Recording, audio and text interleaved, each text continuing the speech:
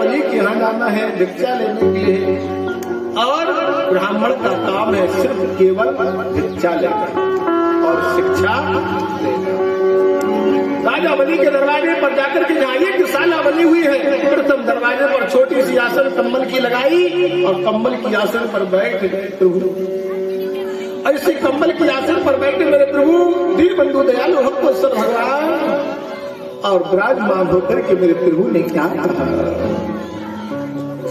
सामने से राजा बलि चले आ रहे हैं। राजा बलि ने सुंदर स्वरूप को देखा, मोहित हो गए। क्या सुंदर छवि है, ऐसा ब्राह्मण भूत तो न हो सती मैंने कभी दर्शन नहीं। गुरुदेव से कहा शुक्राचार्य से, ब्राह्मण कौन है जो मेरे प्रथम दरवाजे पे बैठे हैं। शुक्राचार्य समझ गई है तो नारायण है। राजा बलि ने प्रणाम किया, प्रणाम करके कहा प्रभु आपकी सुंदर छवि, आपका तेज, आपका यज्ञ पुत्र जनेऊ देख के मेरा हृदय प्रफुल्लित हो गया है।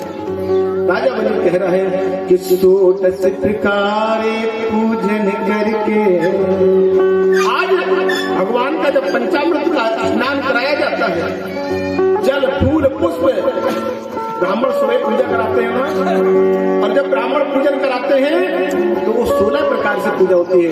पूजा 3 प्रकार की है, और उसको 16 प्रकार की जो पूजा जिसमें चरणों तक लिया जाता है, चरणों की सेवा की जाती है, वही तो सबसे बड़ी सेवा है। ब्राह्मण का सबसे पहले 3 मैन है। ब्राह्मण के दाहिने पैर का अंगूठा धो लो, ब्राह्मण का तिलक कर दो और पुष्प माला दे दो। 3 के अलावा चौथा अगर ब्राह्मण को नहीं दोगे, ब्राह्मण नाराज कभी नहीं। और अगर ब्राह्मण को दक्षिणा दे दो, आरती कर दो, फिर तो ब्राह्मण और खुश हो जाए, संगे 4 कचौड़ी खवा दो, फिर क्या पूछो।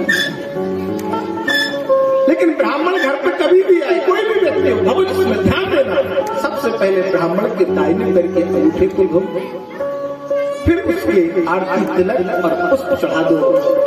बस भगवान ने सब कुछ उसको दे दिया।